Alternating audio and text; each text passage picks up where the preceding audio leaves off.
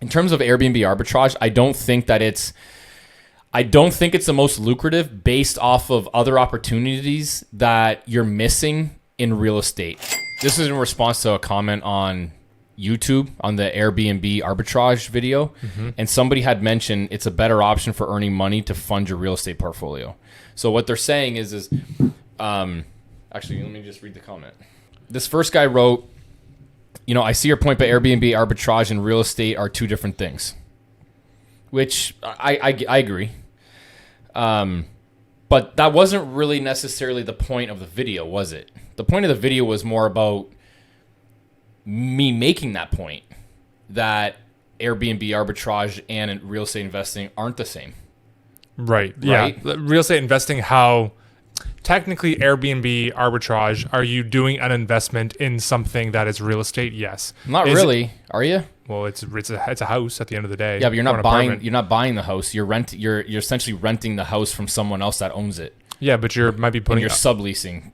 Yeah. Right? So then are you even putting upfront capital? Not really. No, you're not. You're only buying. So it's more a real estate business at the end of the day. It's like you're in the, not even, it's a fucking service business. You're in the hotel business at that point, right?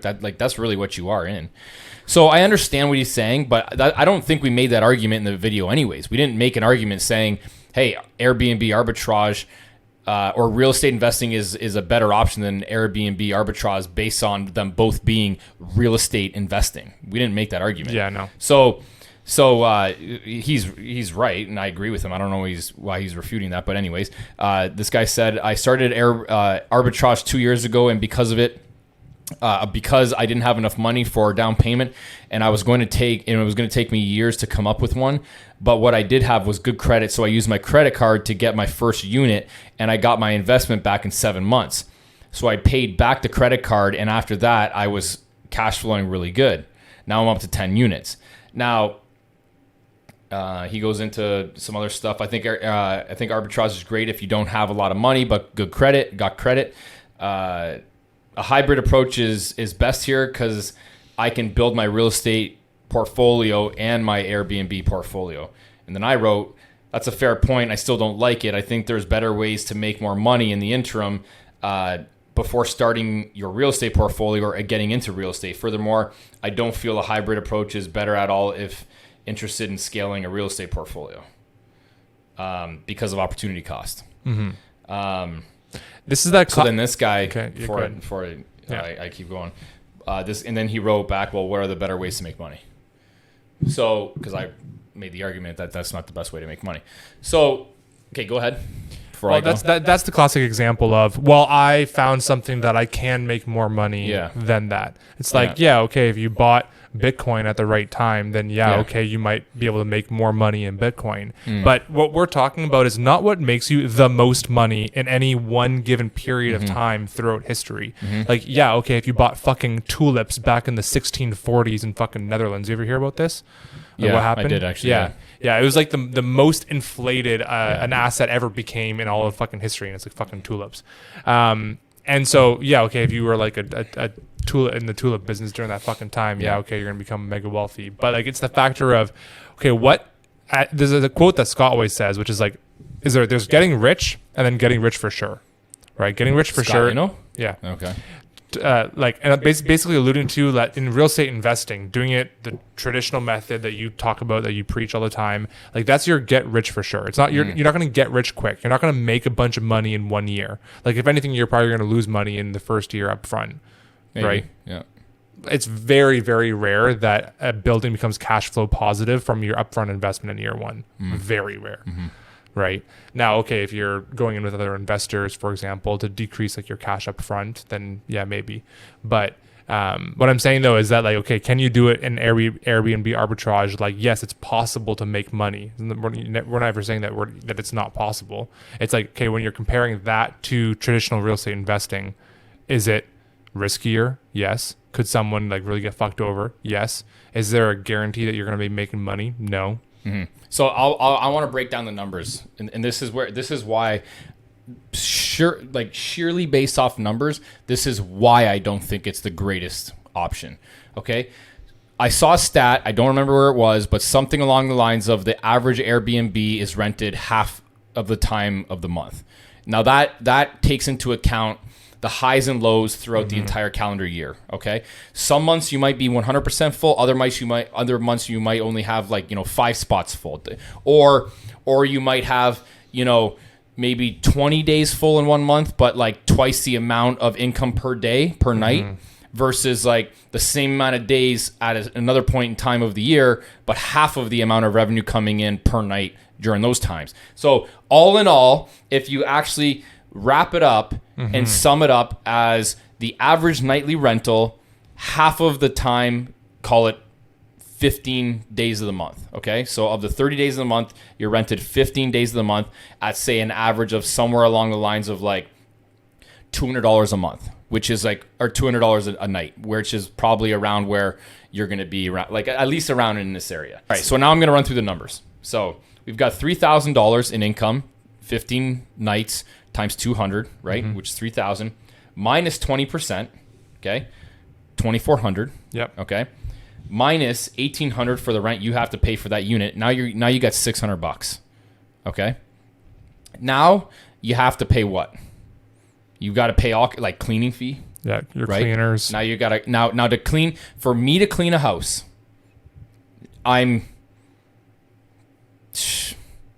What's the golf course cost right now? Oh my gosh. Well, fuck. Well, a house is probably like at minimum like $60 to $80 for a cleaning. I think I pay when a tenant leaves. I think I pay $150. That makes sense for when they leave. For when they leave, a deep cleaning. So let's call it $100. Let's be generous, okay? Yeah. So $100 or conservative. Each night. Not even conservative, aggressive. Yeah, that's each night that. Exactly. So essentially, shit. What am I talking about? Yeah, it's not once a month. No. It's each of those 15 nights. Yeah. So 600. Like, dude, you're fucking. Yeah. You have to be. You see where I'm going with this? Yeah. What am I even talking about? I'm like $100 a month. No. You're. Yeah, that's right. The golf course. She charges me what? The golf course is bigger. Yeah, but it's a couple hundred a night, isn't it? No, I think it's like $100 a night.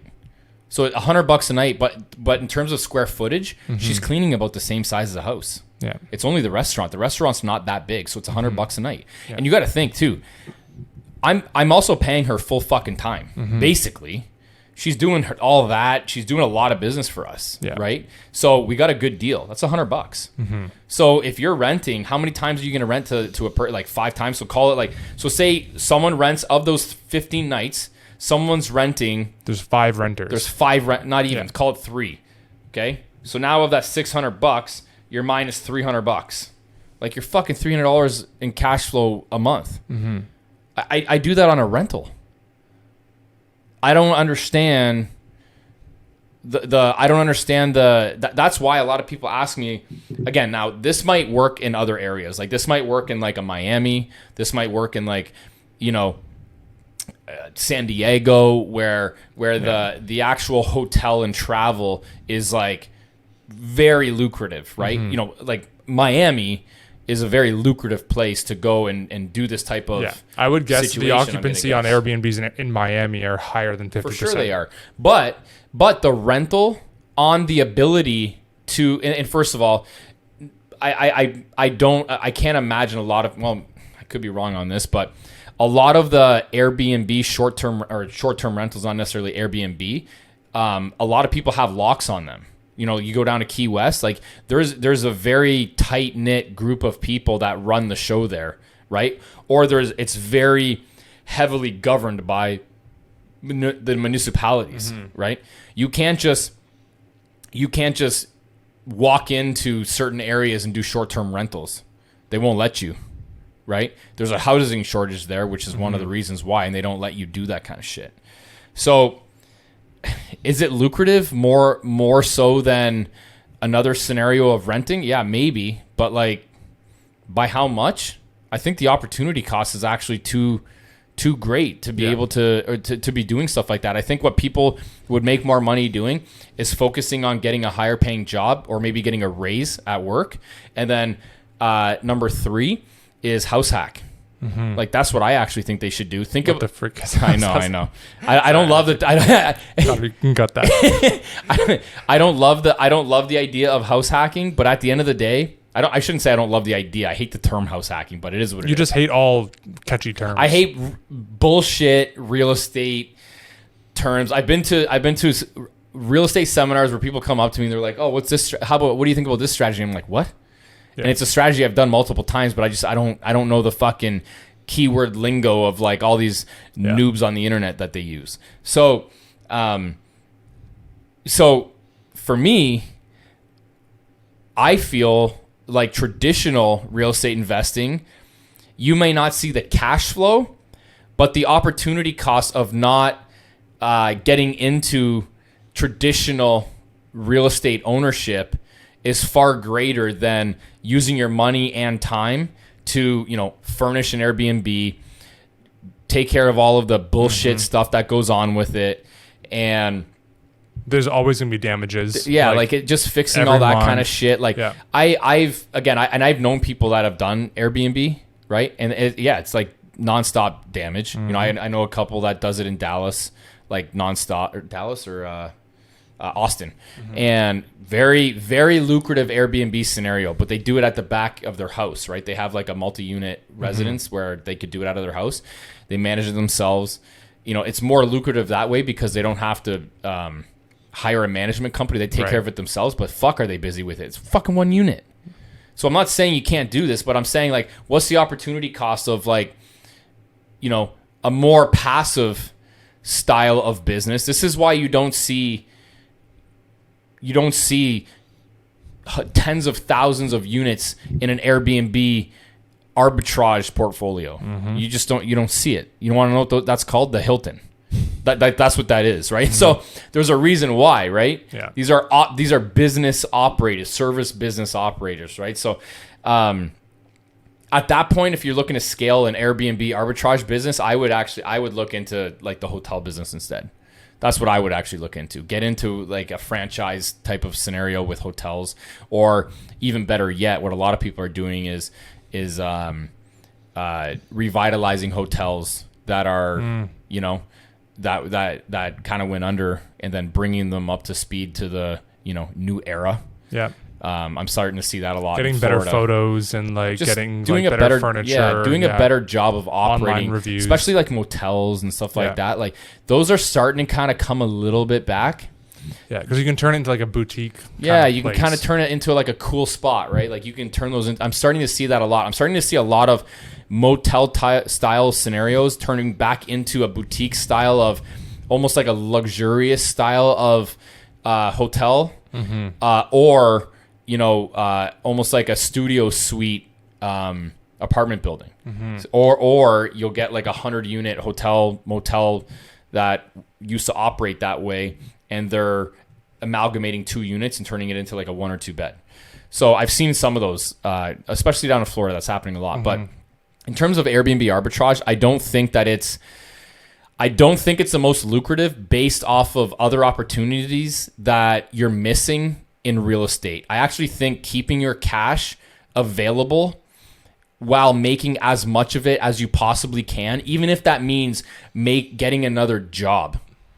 Like seriously, I'm not even joking. Like getting a second job at like another $30K a year for 1 year, it'll allow you to get enough money for a down payment or squeeze one together somehow, or a reduced down payment for your principal residence. Get a fixer-upper, right? Fix it in a year, pop that thing back on the market, make possibly $100,000. You're not going to do that, even with his 10 Airbnb arbitrage scenarios. You're not going to make that kind of money. That is a better situation for sure. And that I know that happened. That's easier. That's so much easier. I remember in a previous episode I was talking about right now is not the best time to develop and flip homes. It doesn't matter in that kind of scenario. If you're doing it where you're coming from a perspective of living in the property, and say you do it over the course of a year, you're golden, man. You get a year window to take care of the property and rehab it, right? Take your time, do it yourself, right? Spend the money that you would spend managing or operating an Airbnb arbitrage business. Invest that capital and time into renovating your principal residence, pop it back up on the market, and then sell it for a tax-free capital gain. That is such a hard scenario to beat. I'm not wrong. If I was starting in real estate again right now, literally, if I had zero real estate, zero experience, the one thing that I would do is get a principal residence for 5% down. I would get a fixer-upper over the course of 1 year. I'd fix it up, and then I'd sell it in a year's time and take advantage of the capital gains exemption on my principal residence. That is exactly what the fuck I would do. And I would make over $100,000 more than likely. That's it. That's exactly what I would do.